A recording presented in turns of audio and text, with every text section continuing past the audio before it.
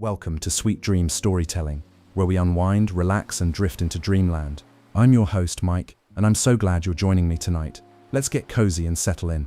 Story for this evening is our adaptation of a beautiful novel by Thornton W. Burgess, Old Granny Fox, Chapter 1, The Warning Wind. The wind came whispering through the green meadows, sliding low over the snow-covered hilltops, curling down into the hollows, and slinking like a shadow between the frozen fence posts. It wasn't a cheerful wind, like the one that skips playfully over the grass in springtime or rustles the golden leaves in autumn. No, this was a winter wind, sharp, bitter, and full of secrets. Granny Fox knew that kind of wind. She lifted her grizzled head from the snowbank where she had been curled for a nap and narrowed her eyes toward the north. Her fur, no longer the bright red of her youth but frosted with grey and age, ruffled as the gusts passed over her. Her ears twitched once, twice, and then held still. She was listening to something most animals would never hear.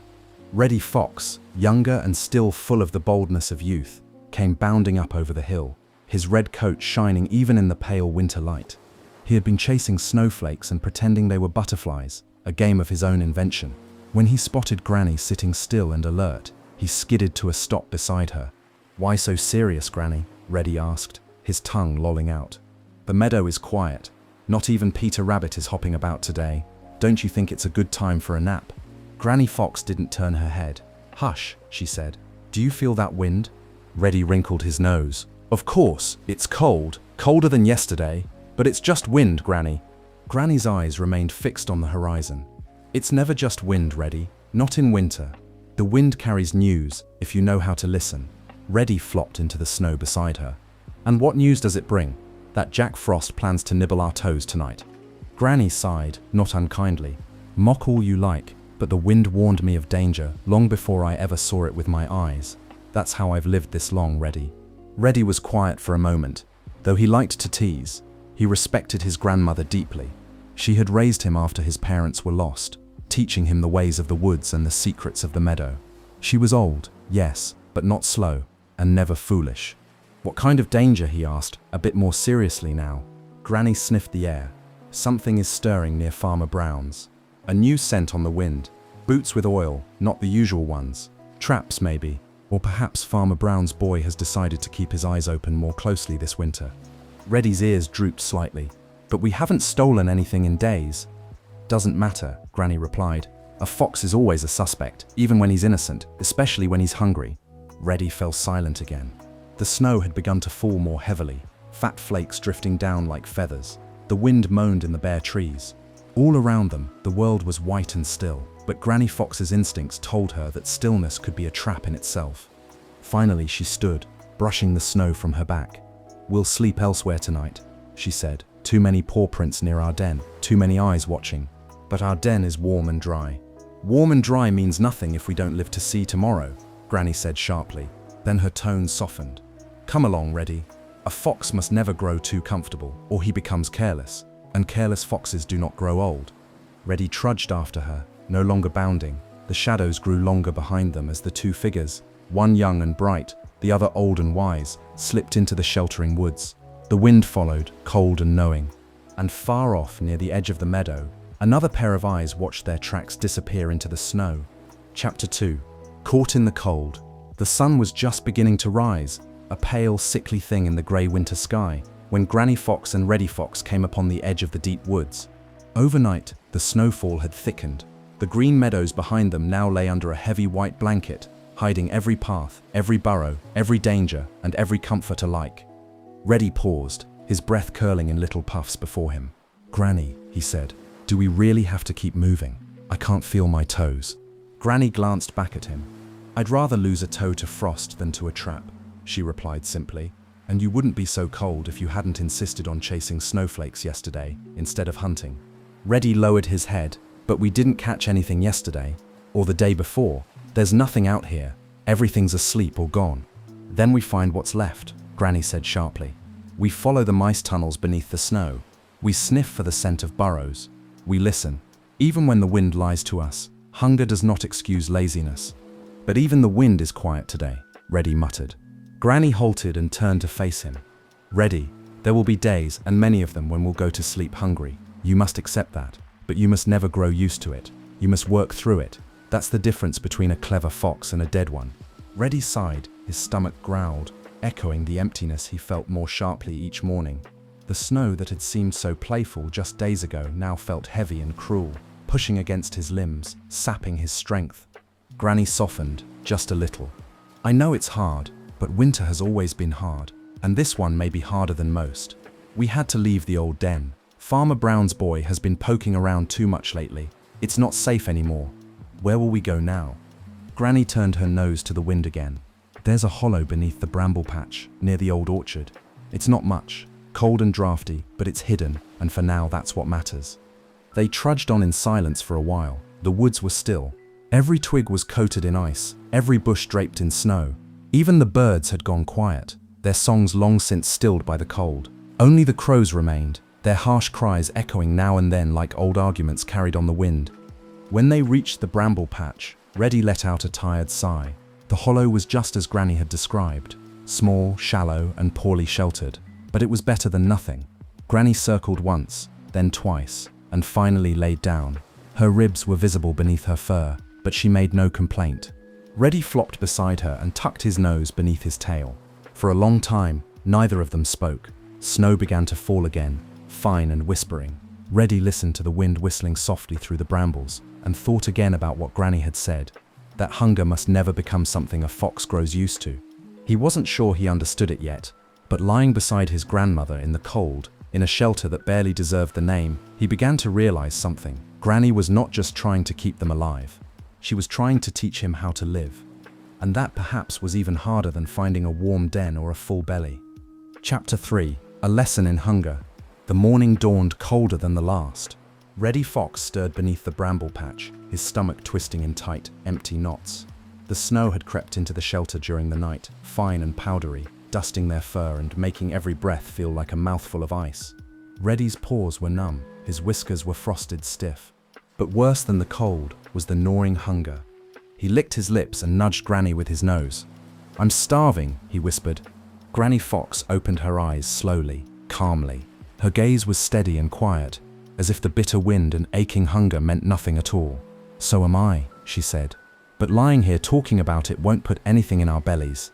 Reddy huffed and sat up, his bones creaking slightly in the cold. "I hate winter. There's nothing to hunt. The rabbits are all in their holes. The mice don't come out. Even the crows are smarter now." Granny gave a small chuckle. "Hating the winter won't change it, my dear. The cold doesn't care how we feel about it, and neither does an empty stomach." Reddy scowled. "But we haven't eaten anything proper in 2 days. A frozen beetle and some half-rotten apples don't count." Granny tilted her head. "Tell me, Reddy, what does hunger feel like to you?" "What?" he asked, frowning. "Hunger," she said again. "Describe it." Reddy blinked. "It hurts." "Yes," Granny nodded. "It does. And that's the point. Hunger should hurt. It sharpens us. It reminds us we're alive. It forces us to think differently. That pain you feel, that edge, it's the difference between chasing your tail and catching your supper." Reddy groaned. "Can't we just go down to Farmer Brown's again? Maybe he left the chicken coop open." Granny's eyes narrowed. "Do you think I haven't considered that? But a fox who relies on carelessness from others will go hungry more often than not, and Farmer Brown's boy is not careless for long." "But you said he left food out for the birds. We could steal some of that." Granny stood now, slowly stretching her lean legs. "We could, and we may, but first we hunt." Reddy groaned again, but followed her out into the snow. They moved quietly, their paw steps muffled by the thick layer of frost, their ears alert for the tiniest rustle. The sun was pale overhead, offering no warmth, only a reminder of the time slipping away. They searched beneath fallen logs, sniffed around the base of the pine trees, and crept through the edges of the thickets. Once, Reddy caught sight of a flicker of movement, a vole, darting beneath the snow, but he pounced too quickly, too loudly. The creature vanished into the powder with a rustle and was gone. Granny said nothing, but Reddy could feel her watching. Later, they found tracks, tiny prints in the snow. Granny crouched beside them, nose low, eyes narrowed. "Field mouse," she murmured, "not more than an hour old, fresh enough." Together they followed the trail, winding through the frozen brush. But after 10 minutes, the tracks ended abruptly at the base of a hawthorn bush, where a pair of owl feathers were scattered lightly across the snow. Reddy growled in frustration. The owl got there first. Granny's expression remained unchanged. That's how it goes sometimes. But we're going to starve if this keeps up. No, Reddy, Granny said softly. We're going to learn. Hunger is not a punishment, it's a teacher, and we're its students. They moved on. The snow began again, tiny flakes drifting lazily down. The world was still. The silence of winter had returned, wrapping the forest in its cold arms. Reddy didn't understand yet how hunger could be anything more than pain. But that night, as he curled up beside Granny beneath the brambles with another empty belly, he thought about her words. He thought about the vole he had missed, the owl that had beaten them to the mouse, the tracks in the snow, gone so quickly. And somewhere deep inside, the first spark of something new stirred. Not anger, not frustration, but a quiet determination. He would learn. He had to, because Granny was right. Hunger may hurt, but it also teaches, and Reddy Fox was beginning to realize he had much to learn. Chapter 4: Farmer Brown's Boys. The snow had stopped falling by mid-morning, leaving the world washed in white silence. The sky overhead was the color of cold steel, and the branches of the trees, heavy with snow, drooped low like tired arms. Granny Fox and Reddy moved slowly along the hedgerow, noses low, ears pricked. They hadn't found so much as a beetle since dawn. Reddy's stomach rumbled loudly. I feel like I'm eating myself from the inside out, he muttered. Granny said nothing. She had that distant look again, the one that meant she was thinking hard. Her paws barely made a sound on the crusted snow as she moved. Granny? Reddy prompted. Still, no answer. Reddy's ears twitched. Where are we going? This isn't the usual trail. Granny finally spoke, though her voice was quiet. To the edge of the farm. Reddy's head shot up. The farm? You mean Farmer Brown's place? Granny nodded. Yes. But that's where you said the real danger is. That's where the traps are. Where Farmer Brown's boy walks with that stick that booms. You told me to stay away. I did, she agreed. And I meant it, unless we had no other choice. Today, Reddy, we may not have another choice. Reddy swallowed hard, his hunger momentarily forgotten. But what are we going to do? Granny narrowed her eyes and nodded toward a distant shape at the bottom of the hill. We're going to watch.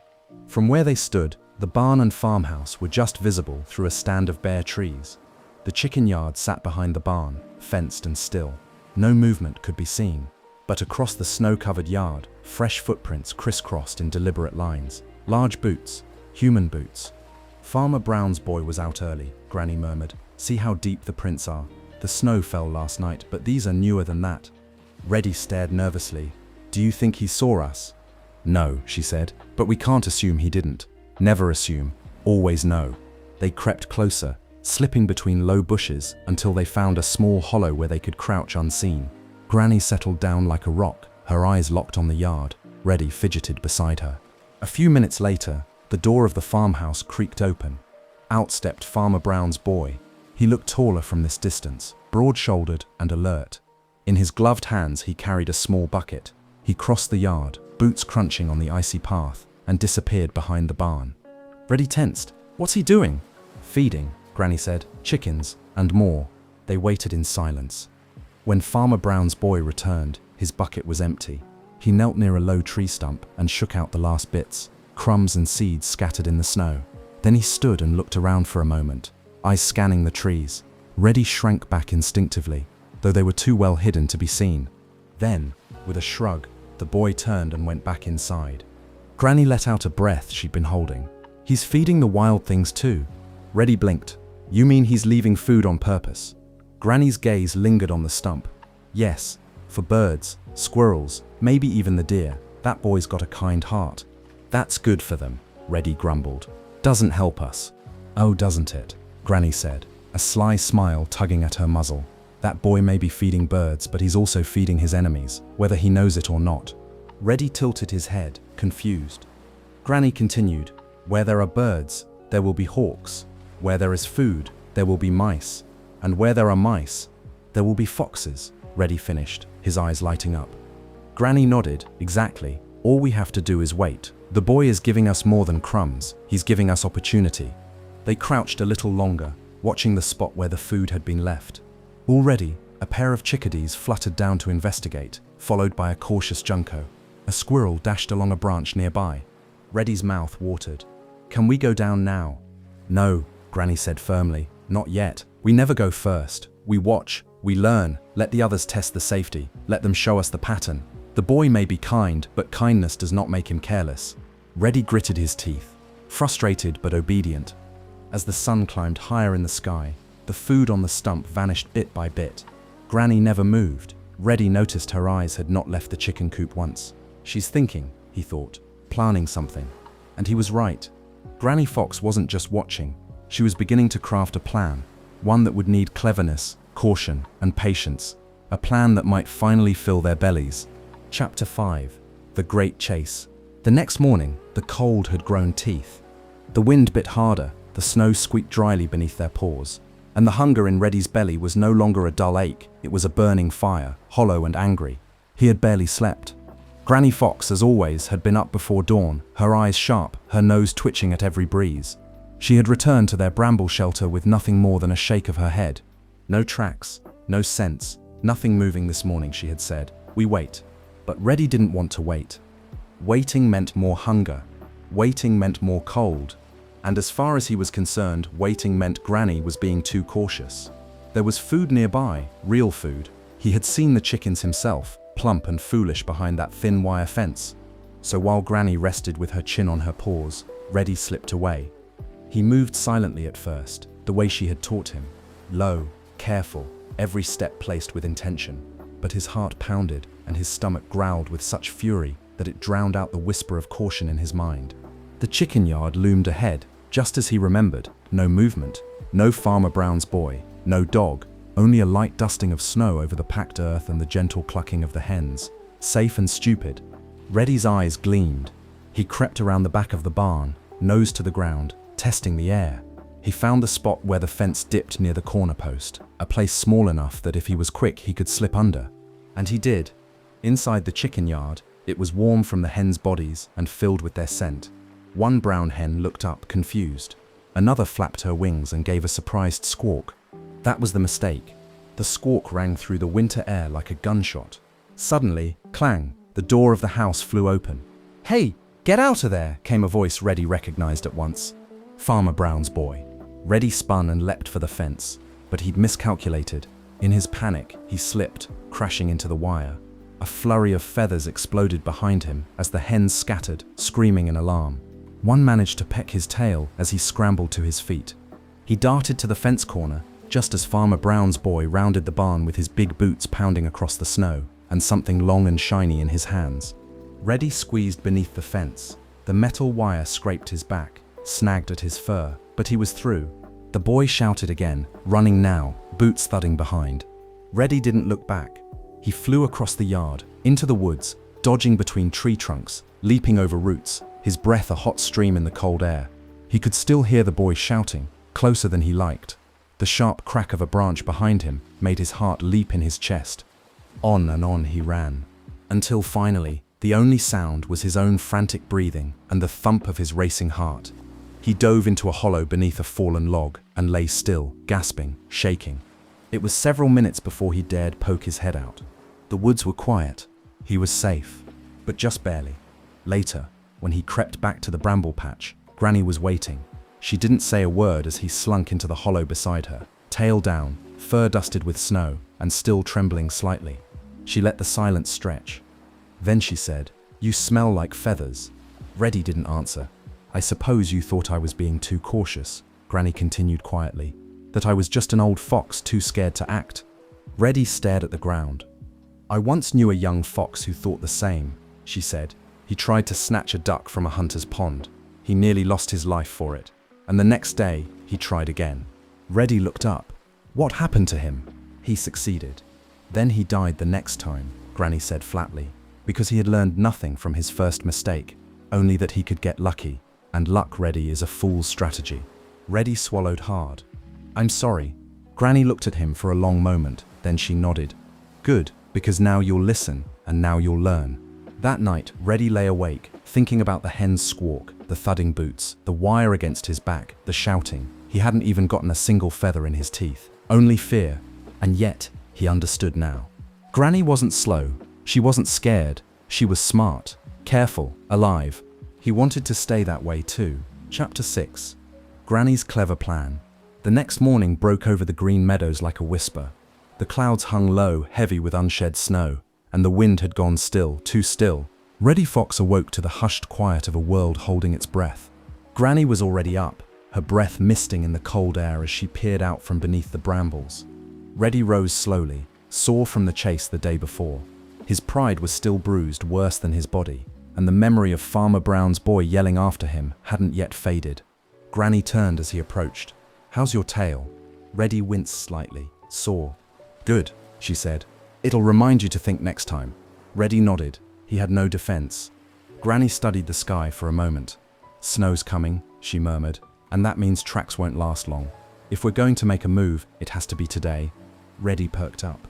"A move?" Granny's eyes gleamed. Yes, a real plan this time, not just a foolish dash at a chicken coop. Reddy flattened his ears. "I said I was sorry." "And you will be sorrier if you ever try that again," Granny said, though her tone softened. "Now listen closely. We're going back to the farm, but this time I lead." She explained the plan as they padded silently through the woods. Reddy listened closely. He was surprised by how simple it sounded, but also how clever. "You want me to hide?" he asked. Granny nodded. "Yes, stay hidden and quiet. Your job is not to move until I come back. If you mess this up, we go hungry again." Reddy didn't argue. This time, he understood. Granny was playing a longer game. They reached the edge of the farm just as the first snowflakes began to fall. Light and slow, barely more than a dusting. Reddy ducked behind a log, where he had a clear view of the barnyard, but remained well hidden. Granny moved boldly into the open. At first, Reddy thought she had gone mad. She wasn't crouching low or slinking along the fence. She walked slow and deliberate straight into the yard. Not to the chicken coop, but across from it, where the white snow showed every paw print clearly. Then she limped. One back leg dragged behind her, stiff and slow, as though it were injured. Her head drooped, her gait faltered. Every few steps, she stumbled and paused to breathe, as if exhausted. From his hiding place, Reddy's eyes widened. He watched in stunned silence as Granny crept farther into the open, closer to the barn where she could be seen from the house. Then he saw the farmhouse door open. Farmer Brown's boy stepped out. He didn't call, he didn't shout. He watched. Granny kept moving, limping, faltering just enough to be believable. It was a perfect performance. Farmer Brown's boy narrowed his eyes. He reached inside the doorway and pulled something long and shiny from behind it. A gun. Reddy's heart skipped a beat. Granny paused just long enough for the boy to take notice, then turned and limped deliberately toward the fence line. Not fast, not fleeing, just weak. The boy stepped into the yard. Granny picked up her pace slightly, limping into the edge of the brush. He followed, but Granny had timed it well. The moment the boy crossed the yard and disappeared behind the barn, Granny vanished into the woods, swift and silent, her limp gone as if it had never existed. Reddy gawked, and then he saw it. The chicken coop was unguarded. The door, still slightly ajar from feeding, swung gently in the breeze. The yard was still, not a soul in sight. And in that moment, Reddy understood his part. He slipped from behind the log, low to the ground, fast and focused. He reached the coop like a shadow. Inside, hens clucked nervously, but no alarm rang out. One white hen backed away into the corner. Another made the mistake of flapping. One snap, one bite. And Reddy was gone, back over the fence, back into the trees, back into the hush of the falling snow, the prize in his jaws. He found Granny waiting behind a pine, panting only slightly, her breath forming clouds. "Did it work?" she asked, though the answer was obvious. Reddy dropped the chicken at her paws. "It worked." Granny nodded once. "Good, eat quickly." They tore into the meal together, not wasting a single feather more than necessary. For the first time in days, the ache in Reddy's belly dulled. Warmth returned to his limbs. The fire in his body settled. As they finished, Reddy looked up at his grandmother, eyes wide with admiration. "Granny." Granny licked her lips and sat back. That, Reddy was thinking. That was planning. A fox doesn't need speed or strength if he has wits. And now you see what cleverness can do. Reddy nodded slowly. "You didn't steal a chicken. You stole his attention." Granny grinned. "Exactly." The snow began to fall harder then, covering their paw prints as they vanished into the woods once more. Two foxes, one old and wise, one learning, both full. Chapter 7. Chicken for breakfast. The sun had risen higher now, though it offered little warmth. Pale gold spilled across the snowy forest floor, catching in the trees like wisps of firelight. For the first time in many days, the morning didn't feel like an enemy. Reddy Fox lay curled beside a hollow log, licking his paws slowly and deliberately. His belly was full. His breath no longer came in ragged gasps.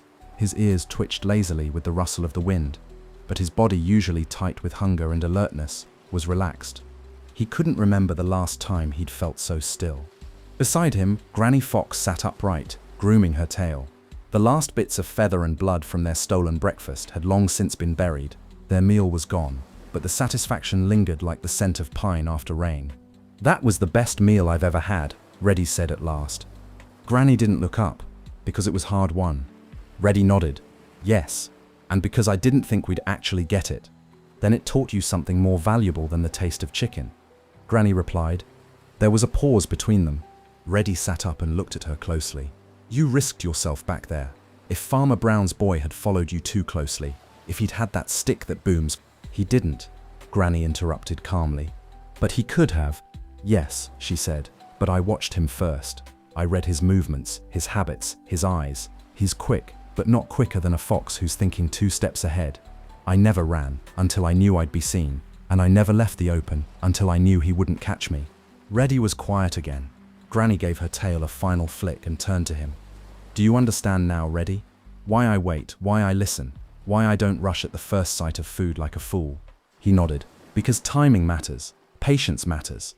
Granny's eyes glinted. "And cleverness matters most of all. The smartest fox is the one who's still around to eat breakfast." Reddy looked at the snowy trees, the faint footprints now filling in with fresh powder.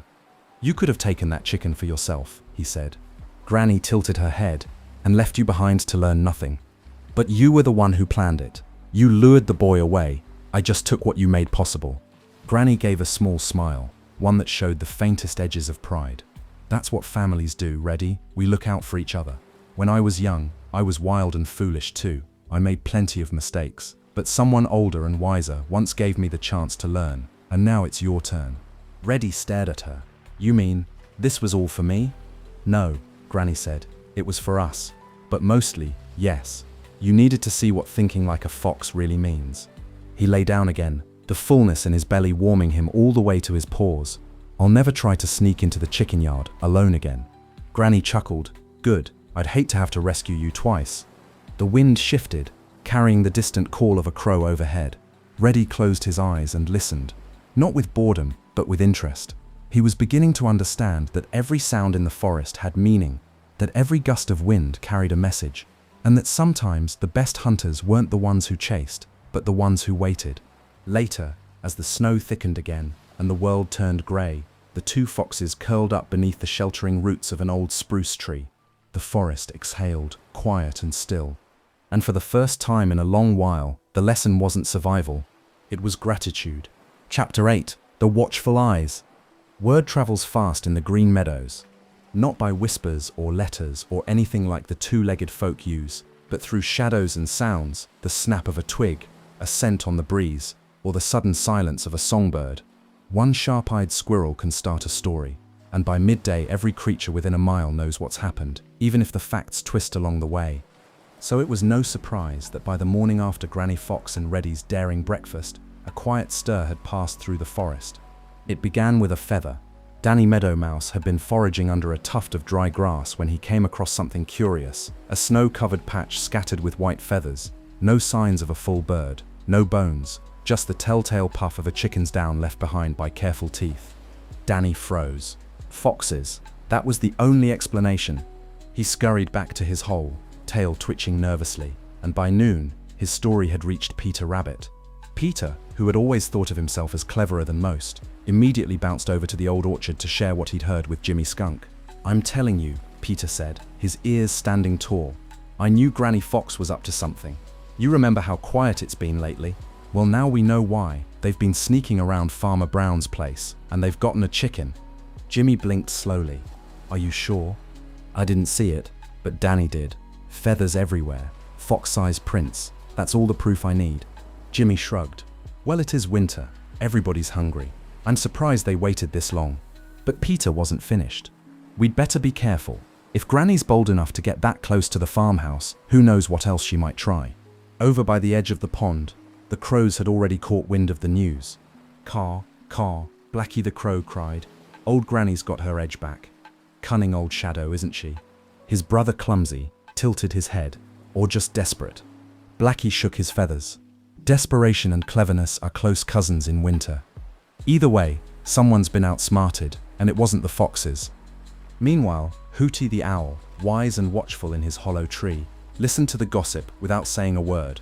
He had seen Granny Fox limping near the edge of the woods days earlier. He had wondered at the oddness of it. Now he understood. When night fell and the forest grew quiet again, whispers about the foxes lingered like frost on every branch. Back at their shelter under the old spruce, Reddy Fox stretched and yawned, completely unaware of the stir he and Granny had caused. He was still glowing from the success of the hunt, and the lessons he was slowly beginning to understand. "I think we should try again soon," he said confidently. "You were right, Granny. Watching first really is the smartest way." Granny was chewing on a strip of leftover chicken skin she'd buried in the snow. "Glad to hear it." Reddy grinned. "Do you think anyone saw what we did?" Granny gave him a long look. "Everything we do leaves a mark, Reddy. Paw prints in the snow, a missing chicken, a scent in the wind. The other animals notice. So does Farmer Brown's boy. That's why we never get greedy. One trick is enough, for now." Reddy's grin faded slightly. "You mean we shouldn't go back yet?" Granny shook her head. "Not until the memory fades. He'll be watching now. Maybe not with his eyes, but with his mind. The next few days are for waiting, not taking." Reddy sighed, then nodded, waiting again. But this time, the word didn't feel like punishment. It felt like strategy. Up in the trees above them, a chickadee chirped a warning call, and far across the meadow, Peter Rabbit twitched his ears and glanced nervously at the woods. Everyone was watching now. Granny Fox knew it. She had moved her pieces across the forest's silent chessboard, and now the other players were reacting. And that was exactly how she liked it. Chapter 9, Tracks in the Snow. Farmer Brown's boy wasn't like most boys. He didn't stomp through the woods just to make noise or throw rocks at birds or chase squirrels for sport. He noticed things. He paid attention. He understood that the forest was full of stories if only you knew how to read them. And this morning, the snow was full of words. He stepped outside, his breath curling in white plumes, and stood quietly for a moment on the back steps of the farmhouse. A soft snowfall had blanketed the land again overnight, leaving the meadow smooth and unbroken, except for a set of tracks near the chicken yard. He crouched beside them, brushing away the top layer of snow with his glove. "Fox," he murmured. The paw prints were neat and purposeful, weaving across the yard in a pattern that wasn't random, not the frantic zigzag of an animal running wild, or the wandering of one just passing through. No, this was careful, thoughtful. He followed them with his eyes. The fox had come in from the north side, through a low dip in the fence. It had approached the chicken coop, but not directly. Then it had circled, looped, paused. It had even limped. The boy frowned. A trap, a trick.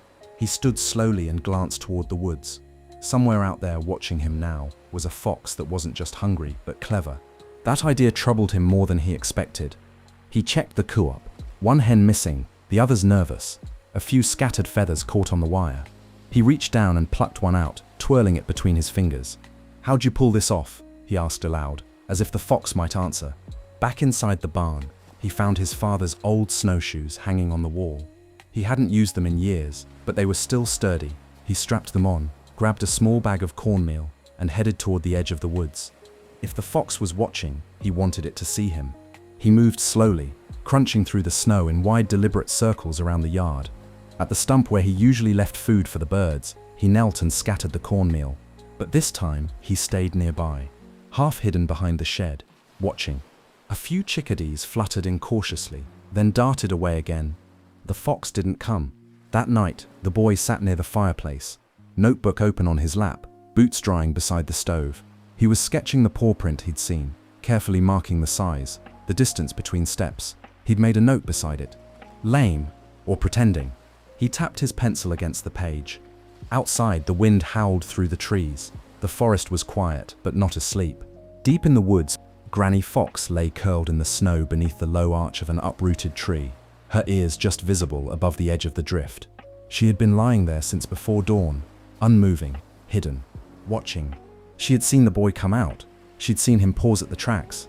She had even watched as he followed them, examining, measuring. Then he'd done something interesting. He hadn't set a trap, he hadn't chased her. He'd fed the birds again, but lingered afterward as if inviting her to show herself. He was learning, Granny's tail flicked once in thought. "We're not the only ones getting smarter," she said quietly to Reddy, who crouched nearby under the roots. "He's beginning to pay attention." "Should we stop?" Reddy whispered. "Stop hunting near the farm, I mean." "No," Granny said, "but we move more carefully now. A clever fox watches the man just as closely as the man watches her." She stood and stretched slowly, joints cracking in the cold. "Come, Reddy, the game has changed." The snow began to fall again as the two foxes melted into the trees, vanishing like smoke. Back at the farmhouse, Farmer Brown's boy stood at the window and looked out at the darkening woods. He smiled faintly. "I know you're out there," he whispered. And the forest, ancient and quiet, held its secrets close. Chapter 10: The Snow Cave. The storm had arrived in earnest. What began as a whisper of snow the night before had grown into a full-throated roar by dawn. The wind howled across the open meadows, sweeping snow into drifts so deep they swallowed small bushes whole. Trees bent under the weight of ice, their limbs creaking like old bones. Even the bravest of forest folk stayed hidden. Granny Fox and Reddy had taken refuge in a shallow ravine between two pine-covered hills, but their makeshift shelter beneath the spruce roots had collapsed under the snow. Now they moved low through the drifts, weaving between trees like ghosts, searching for a place, any place, to escape the biting wind. Reddy struggled behind Granny, his legs aching from pushing through the snow. It was up to his chest now, and every step felt like wading through thick, frozen water. "I can't go much further," he panted, sinking into the drift. Granny turned and helped dig a quick ledge for him to rest in. Snow had caked along his flanks, and his tail was stiff with frost. "We don't stop," she said, though her voice was gentle. "Not yet. If we lie down now, the snow will bury us by nightfall." Reddy gritted his teeth and stood again. "Where are we even going?" Granny's eyes scanned the white blur around them. "There's an old stump ahead, a hollow one. If it hasn't collapsed, it may give us what we need, not warmth but cover." It took them nearly an hour to reach it, and by then, the sky had dimmed into a dull grey. The hollow stump, blackened with age and tipped slightly to one side, leaned against a slope of earth partially protected by a thicket of brambles.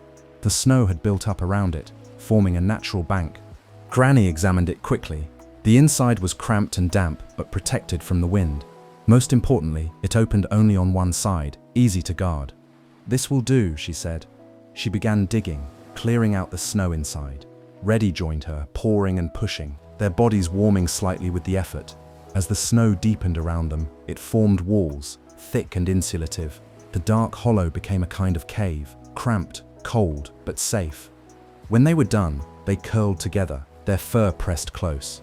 Snow muffled the wind outside, and the world beyond their small entrance slowly vanished under the drifting white. Inside the snow cave, Reddy was shivering. "We should have stayed near the farmhouse," he whispered. "We had food there, and shelter. And now it's being watched," Granny said firmly. "No fox is clever enough to outrun a man who has made up his mind. The storm bought us time, but only if we survive it." Reddy lay still, thinking. It was silent for a long while. The only sound was the distant moan of the wind and the occasional creak of the stump settling. Then Reddy said, "I didn't know snow could feel heavy." Granny shifted slightly. "Snow is many things. It hides us, starves us, protects us, smothers us. It teaches us which paths to avoid and which ones to dig through. A fox who learns from snow is wiser than one who fears it." Reddy closed his eyes, listening not just to her voice but to the silence beyond it. She was right. Again. When dawn returned, it brought no sun, only pale light and silence. The storm had passed, but its weight remained. Everything outside their little snow cave had been wiped clean. No tracks, no sounds, just the hush of a world briefly held still. Granny poked her nose out and sniffed the wind. "It's time to move again." "But we just got warm," Reddy mumbled. Granny gave him a small, sly smile. "Warmth is a luxury, survival is not." Reddy sighed, but he stood. The snow cave had served its purpose. Now they would go out and face the new blank world. Because that was what foxes did. They endured. Chapter 11: Lessons from the Past. The snow still lay deep across the green meadows, smoothing every bump and hollow into a quiet, frozen sea. But the wind had gentled, and the sky had cleared to a pale blue. The worst of the storm had passed. It had left behind silence, cold, and the hard, clean light of survival. Granny Fox and Reddy had moved on from the snow cave that morning. They found shelter beneath a toppled tree, whose roots curled upward like claws, forming a natural wall against the wind. There was no food, not yet, but for the moment there was rest. Reddy was curled against the roots, shivering less than before. He gnawed on a strip of frozen bark. Pointless, but it gave his jaws something to do besides chatter. His paws ached. His belly felt hollow again. "We'll hunt tonight, right?" he asked. Granny didn't answer at first. She was staring into the distance, where the late afternoon sun made long golden fingers across the snow. "Granny?" She stirred slightly. "Yes," she said, "but not yet. Let the shadows grow first. Hunger teaches us to wait. If we move too soon, the field will betray us." Reddy lowered his head, frustrated. Everything teaches us to wait. The snow, the wind, the farm, the hunger. Granny gave a faint smile. "Then it's doing its job." There was silence between them for a while. Then Reddy said quietly, "Were winters always this hard?" Granny's eyes narrowed, not in annoyance, but in memory. "Harder, once, and lonelier." "You mean before I was born?" She nodded slowly. "Long before. I wasn't always an old fox, you know. I was young once too. Clever, bold, and very foolish." Reddy blinked. "You?" Granny's smile widened just slightly. "Oh yes. I thought I knew everything. I thought I was fast enough to outrun any man, and sly enough to outwit any beast. I thought cleverness was enough." "What happened?" Granny's gaze turned inward. "One winter, not unlike this one. I went after Farmer Brown's chickens. It wasn't my first time. I had done it before, slipped in and out like a shadow. No one ever saw me. But one morning, I grew greedy. I took 2 hens instead of 1. Reddy sat up, wide-eyed. 2? Granny nodded. "And I left a trail. Blood in the snow. A feathered mess. Farmer Brown's father, that was long before the boy. He followed it. I didn't know it until I felt the trap close on my paw." Reddy gasped. "What did you do?" "I chewed myself free," she said calmly. There was no drama in her voice, only quiet truth. "Left a toe behind, limped for weeks, hid in a hollow log for days while the snow covered me and the wound froze clean. I nearly died, but I learned." Reddy swallowed. "That's awful." "No," Granny said. "It was necessary. You see, Reddy, every fox who survives the winter carries scars. Some you can see, some you can't. But the smartest ones carry lessons too." Reddy looked down at his paws, like when I ran into the chicken yard too soon. Granny didn't scold him this time. She simply nodded. "Exactly. It's not about never making mistakes. It's about not making the same ones again." The sun had dipped low now, casting blue shadows across the white land. Far in the distance, a crow cawed 3 times, sharp, loud, and alone. Granny stood and stretched, slow and graceful. "It's time." Reddy rose too, his legs stiff but his mind clear. He looked at his grandmother with new eyes, no longer just as the elder who always had the answers, but as someone who had once been lost, cold, and scared too. Someone who had endured. He didn't know all the stories she carried in her bones, but now he wanted to. Together, they stepped into the evening light, their shadows long against the snow, foxes of 2 generations, one that remembered and one still learning, and both hungry. Chapter 12, A Close Call. The sky had deepened to a blue-grey curtain by the time Granny Fox and Reddy crept out from beneath the roots. Evening had arrived, sharp, cold, and quiet. The snow squeaked faintly underfoot as they moved, no longer soft powder, but hardened by days of wind and cold. It was perfect for tracking, and perfect for being tracked. Granny paused at the edge of a thicket and sniffed the wind. "Northwest. That's good. It'll carry our scent away from the farm, and we'll keep to the edge of the woods tonight, less open ground." Reddy nodded. He had learned to wait for her signal now. The days of bounding ahead without thought were behind him, or so he thought. They moved in silence, slipping from shadow to shadow. The woods were alive again after the storm. A mouse scurried under the snow near the roots of a maple. A rabbit bounded across the distant field. The forest was stirring, hungry and hopeful. And so were the foxes. Reddy caught the scent first, a sharp, living smell, musky, small, fresh. "Vole," he whispered. Granny twitched her ear, confirming it. "Good nose." She motioned for him to circle wide. "I'll flush it," Reddy offered. "You wait to strike?" But Granny gave a short shake of her head. "Tonight, you try alone." Reddy's heart leapt. Alone. He crept forward, belly low, paw steps light, his breath slowed. He could feel the vole moving beneath the snow. He had learned how to sense it now, by the faintest rustle, the tiny rhythm of tunneling feet. He pounced. Thwomp. Snow scattered, but the vole had vanished. Reddy gritted his teeth. Too soon. Granny called from behind him. A little more patience, Reddy, but good timing. You're learning. They moved on. Later, as the moon climbed higher, casting long beams through the treetops, Reddy spotted something in the distance. Something odd. It looked like a bit of cloth fluttering above the snow, something unnatural. Curious, he slipped away from Granny, padding toward it. He didn't notice the thin wire glinting in the moonlight. Not until his paw touched the ground and something snapped. A flash of pain lanced through his front leg. Metal teeth clamped tight, unforgiving and sharp. Reddy howled.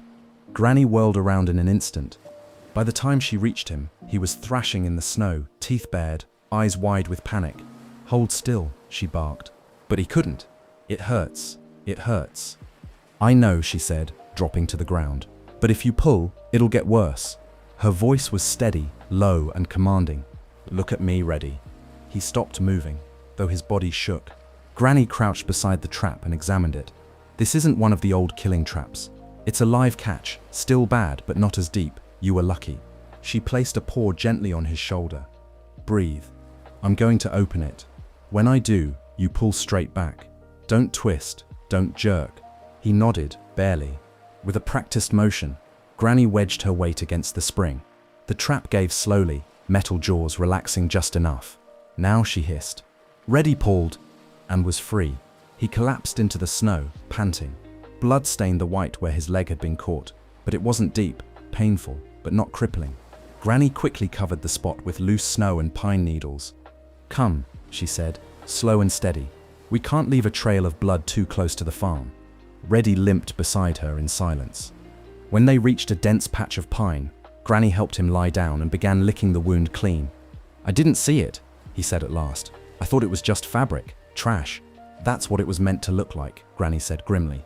"Man doesn't only use force, he uses trickery, just like us." Reddy winced. "I thought I was being careful." "You were," Granny replied, "but not careful enough. Not yet, but you're learning." She looked him in the eye. "You didn't panic this time.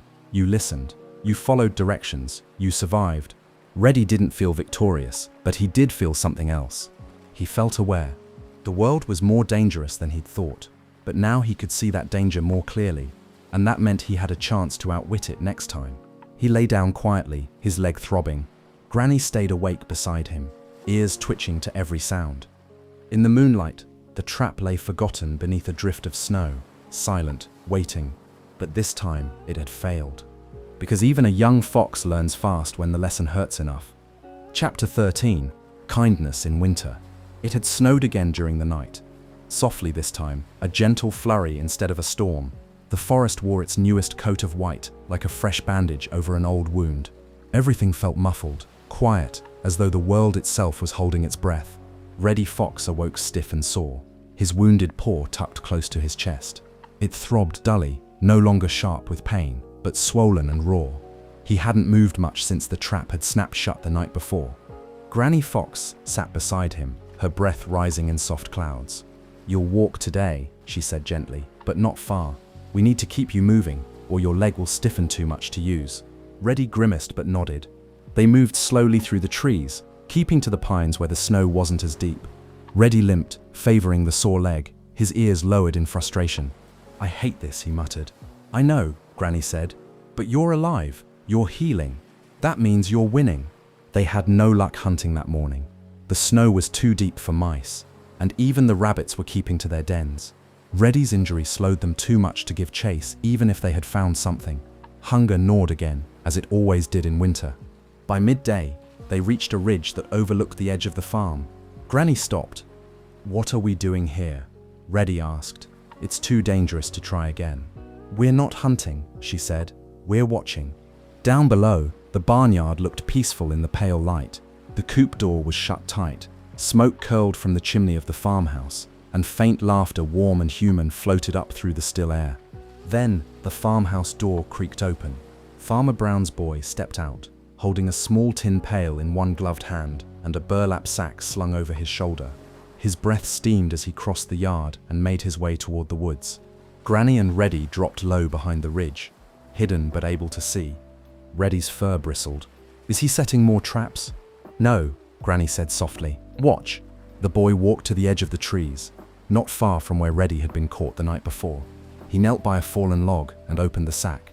From it, he took a handful of something and scattered it on the snow. Bits of grain, crumbs, shreds of meat, even. Then he set down the tin pail and opened it, pouring out what looked like warm broth into a shallow bowl. He stood, looking toward the woods, not with anger or suspicion, but something else entirely. Concern. Then he turned and walked away, leaving the food behind. Reddy blinked. Why would he? Granny was silent for a long moment. He saw the blood in the snow. He knows you were hurt. Maybe he didn't want you to starve. But he's the enemy, Reddy said. Isn't he? Granny watched the boy disappear into the barn. Not every man is cruel. Not every heart is hard. Some remember what it's like to be small and hungry. Reddy looked again at the food on the snow. Can we go get it? Granny shook her head. Not now. Not while the scent of man is still fresh. We wait. Let the crows test it first. Let the wind blow through. Then maybe. They lay there in silence.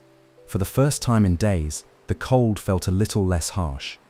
Reddy couldn't stop thinking about the boy's face, the way he had looked toward the woods, not with malice, but with quiet understanding. He remembered the pain in his leg, the metal jaws, the fear, and yet here was food left not as bait, but as kindness. Do you think he pities us? He asked. Maybe, Granny said, but maybe he respects us too. Reddy's ears twitched thoughtfully. That night, when the stars came out and the air grew sharp, they returned to the spot. The food was still there, untouched. Granny sniffed it carefully. No traps, no strange scent, just meat, broth, grain. She nodded. Together, they ate, slowly, cautiously, but gratefully. For the first time that winter, Reddy didn't feel like a thief. He felt like someone being given a second chance. And though the hunger still lived in his bones, something new had entered his heart. A sense of grace. Chapter 14. Granny disappears. The morning light filtered down through a sky, the color of frostbitten steel. The storm had passed days ago, but the cold remained, a biting, silent presence that pressed against every living thing. Trees stood like statues, their branches bare and still. The world had frozen into waiting. Reddy Fox blinked sleep from his eyes and stretched beneath the roots of the old pine that had become their newest shelter. He yawned, fluffed his tail, and turned toward the spot where Granny always curled beside him. But she wasn't there. He sat up, surprised. Her paw prints still dotted the snow beside the hollow, leading off into the woods. Reddy stood slowly, squinting into the grey morning. Granny. No answer. He sniffed the air. Her scent was faint, but unmistakable. It trailed north, away from the farm, away from their usual hunting ground. He paced the hollow, checking for signs. She hadn't left in a panic. There were no signs of a chase, no struggle, just her quiet, deliberate tracks vanishing between the trees. Reddy's stomach tightened, not with hunger, but with unease. She wouldn't leave without telling me, he muttered. He waited. An hour passed, then two. The shadows shifted. The sun, pale and watery, began to slide behind the clouds. Still no sign of Granny. Reddy rose and shook the snow from his fur. The wind stirred through the branches, carrying with it the scent of pine, distant birds, and something else, emptiness. He began to follow her trail. It led through the woods, winding between bramble patches and icy hollows, deeper into a part of the forest they hadn't visited since the last snow. The drifts were thicker here, the trees taller, everything felt farther away. At first, Reddy stayed cautious, quiet, alert. But as the trail continued and the shadows deepened, he grew anxious. He began to trot faster, nose low, ears high, heart racing. Granny, he called again, louder now. Where are you? Only the wind answered. He followed her tracks across a frozen stream, over a ridge, and down into a shallow valley where the snow grew heavy and untouched. And then he lost them. Just like that, the trail disappeared. A small snow flurry had passed through, covering her prints like a hand wiping chalk from a slate. The world was blank again.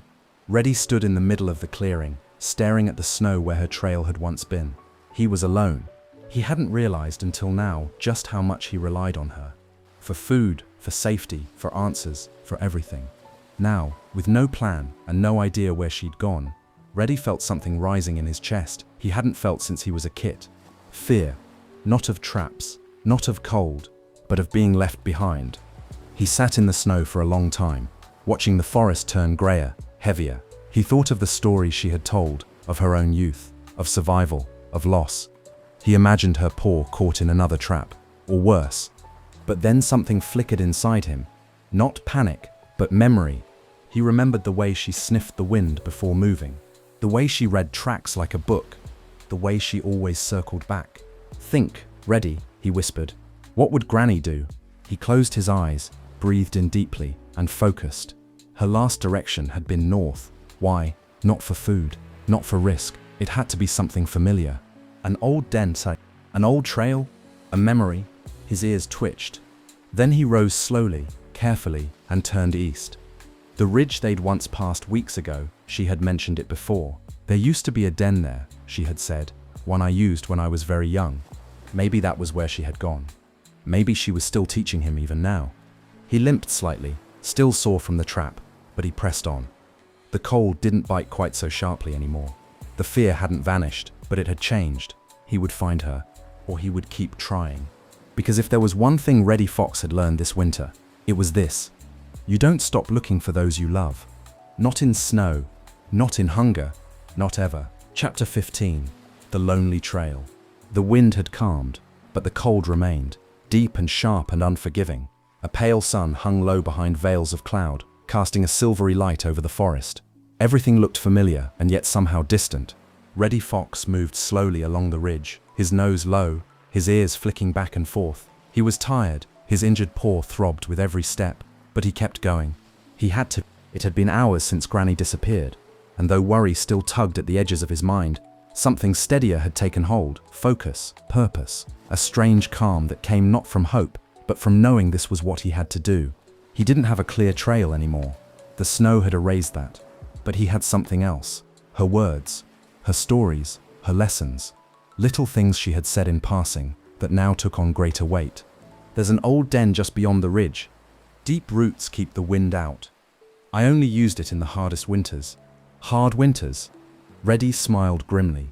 If this didn't count, what did? He reached the top of the rise and looked out over a dip in the land where the trees grew dense and crooked. The snow clung to the undergrowth in thick clumps, and the stillness felt deeper here, more ancient. This wasn't a place many creatures wandered anymore. He paused, sniffed. Nothing, just pine and bark and snow. Still, something felt right. He picked his way down the slope, slipping between frozen bushes and ducking beneath bent branches. He moved slowly now, not just from pain, but from caution. Every step, every sound was measured. At last, he saw it. A narrow opening at the base of a tangled hawthorn thicket, barely visible, almost fully buried beneath wind-packed snow. But there it was, a den, old, forgotten, and fresh paw prints at the entrance. Small and light, but sure. Fox prints. Granny. Reddy exhaled. A breath he hadn't realized he was holding. He padded to the entrance and poked his head inside. "Granny," he called softly. There was a faint rustle. Then, "Took you long enough." Reddy let out a bark of relief. Inside, the den was cramped and shallow, but protected. A bed of dry leaves had been carefully placed in the back, and Granny was lying atop them, curled in a tight ball. She looked up at him with tired, approving eyes. Reddy ducked in beside her and collapsed, shivering. "Where did you go?" "I came to see if this old place still existed," she said. "I didn't want to wake you. I thought I'd be back before you noticed." Reddy snorted. "You're the one who taught me never to assume anything." Granny gave a soft chuckle. "So I did." He looked around the tiny den. "Why here?" Granny's eyes softened. "Because I remembered what it felt like to be alone, to have nowhere left to run, and I thought if that ever happened again, I wanted to know this place was still here." Reddy nodded, "And now I do too." They lay together in silence for a while, listening to the muffled wind outside. "You followed me," Granny said eventually. "I did," Reddy replied. "And you found me." "I did." "How?" Reddy smiled, closing his eyes. "I remembered." Granny was quiet, but he felt her tail brush lightly against his. Outside, the shadows grew long across the snow, and the first stars pricked through the thinning clouds. The forest remained silent, but Reddy no longer felt alone in it. He had followed the trail not of scent, but of wisdom, not of footprints, but of memory. And in doing so, he had taken his first real steps as a fox who didn't just survive the winter, but understood it. Would you like chapter 16 next? In it, Reddy hunts on his own for the first time without Granny's guidance and discovers just how much he's learned from her after all. You said, do the same for the next chapter as well. ChatGPT said, certainly, here is the fully expanded chapter 16 of your old Granny Fox adaptation. This chapter marks a quiet but powerful turning point as Reddy takes his first independent step into the role Granny has been preparing him for. Chapter 16, A Fox Alone. The next morning dawned without fanfare. The sun rose behind a veil of grey clouds, casting only the faintest gold across the treetops. The air was sharp, brittle with frost, but still, in the forest, stillness was never just silence, it was opportunity, or danger. Granny Fox stirred from the old den, blinking slowly.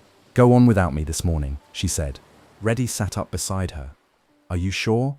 Granny nodded. I need rest, and you need practice. You won't learn to hunt by watching me forever. Reddy hesitated. What if I mess up? Granny gave him a knowing look. Then you'll learn faster. He wanted to protest. He wanted to insist they go together. But deep down, he knew she was right. If he couldn't hunt alone, then all her lessons meant nothing. Winter didn't pause for anyone, not even foxes learning the ropes. So he set out. The snow was still firm under his paws, crusted from the cold night. Each step crunched faintly, so he moved slowly, carefully, testing each patch before stepping down. His ears swiveled with every breeze. His nose stayed low to the ground. He followed no trail in particular, just a feeling, a pull from somewhere deeper than his belly. He'd been walking nearly an hour when he caught it. A scent, faint but unmistakable. Rabbit. Reddy froze. There, just beneath the low tangle of a briar patch, tufts of fur clung to a thorn. A shallow groove was pressed into the snow, the soft zigzagging trail of a rabbit's passage. The scent was fresh. Reddy crouched. He took a long, slow breath. Then he began to follow.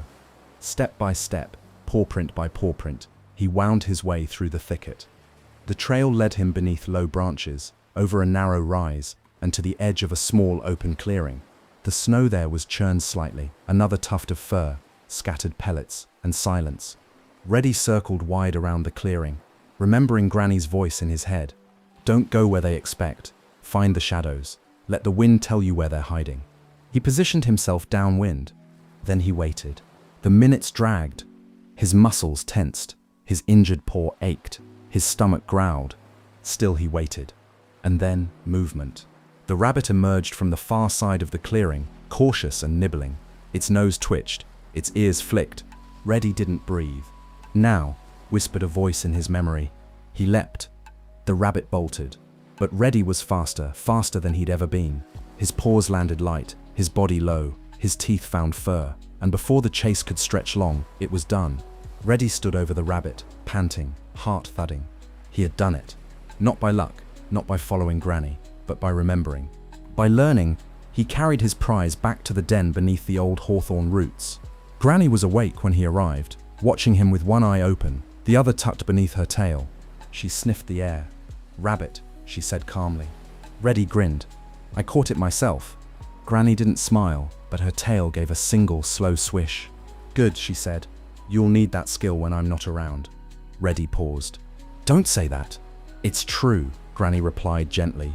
Not today, not tomorrow, but one day. And when that time comes, I want to know you'll remember what I've taught you. I will, he said, placing the rabbit at her paws. I know, she said, finally smiling. They ate in peace. The forest around them remained still, and though winter was far from over, something had shifted. Reddy had hunted alone, and for the first time he truly felt like a fox, not just in name, but in spirit. Would you like chapter 17 next? That chapter brings the long-awaited return of Granny Fox after a brief separation. Now with the roles quietly beginning to shift between the teacher and the taught.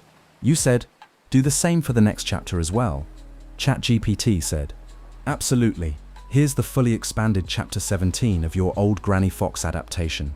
This chapter brings warmth and emotional resolution as Granny returns from her final scouting mission and Reddy begins to step into his own strength. Chapter 17. Return of Granny Fox. The wind had changed.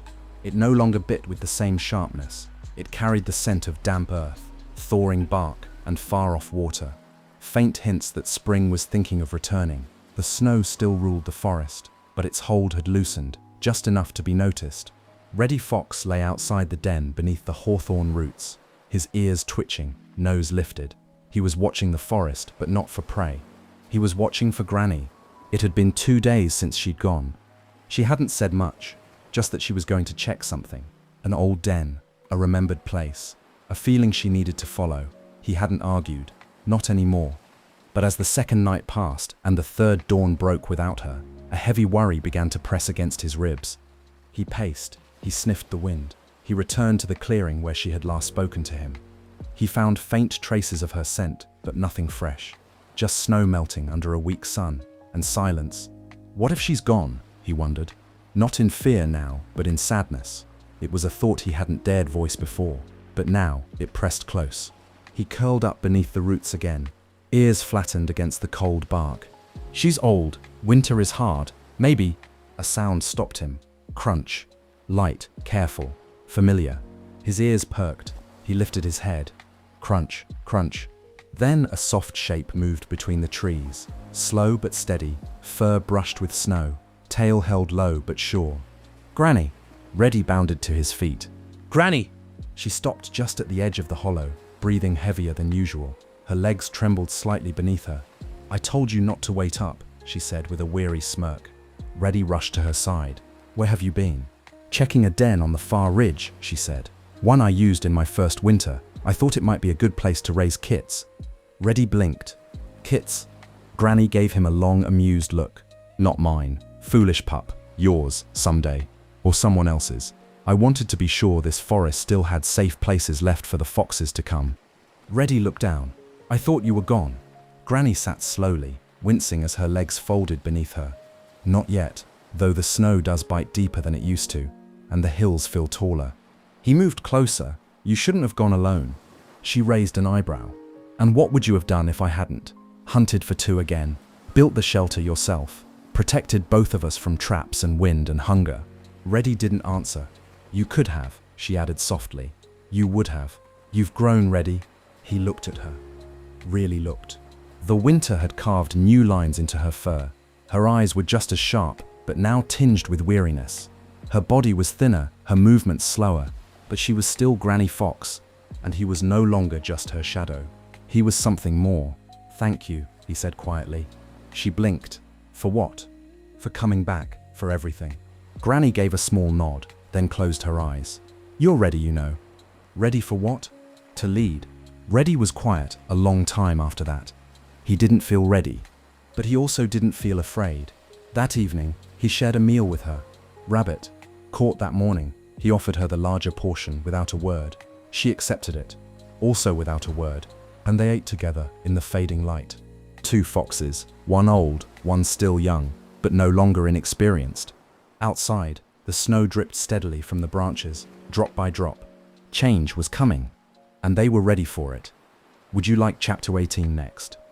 It's the final chapter, a quiet, hopeful close that celebrates resilience, renewal, and the quiet dignity of a winter endured. You said, do the same for the next chapter as well. ChatGPT said, absolutely.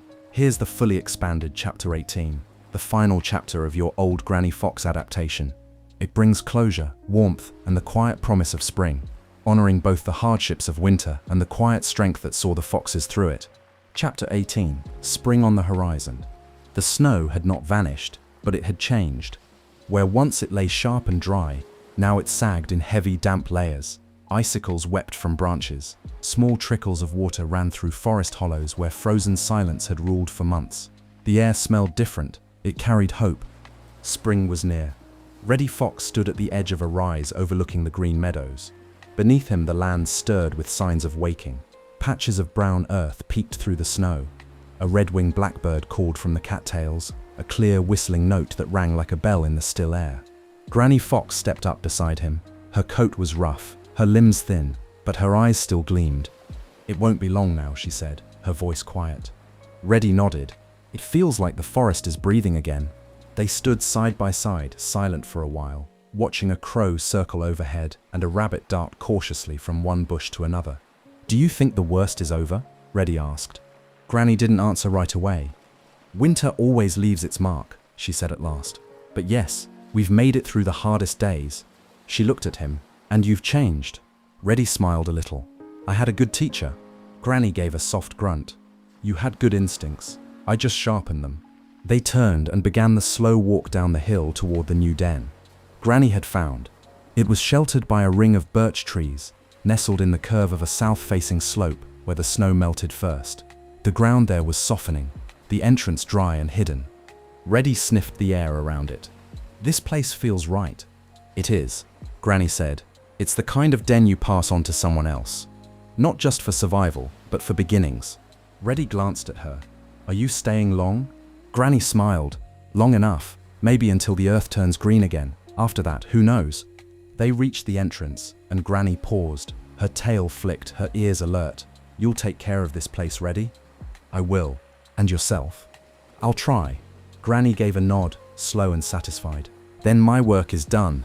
They lay down together in the mouth of the new den, the breeze soft against their fur, the sun low and golden behind the trees.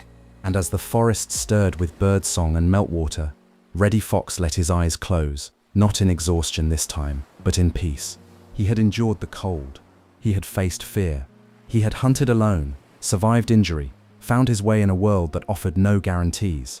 And now, with Granny beside him, the world felt wide again, not because it had grown softer, but because he had grown stronger. The seasons would turn again. Hard winters would come, but so would spring, and the foxes would be ready. The end. Thanks for spending this quiet time with me here at Sweet Dream Storytelling. I hope you're feeling relaxed, peaceful, and ready for a restful sleep. As we say goodnight, let the calm background music guide you gently into dreamland. Before you go, don't forget to like the video and subscribe. And until next time, rest well.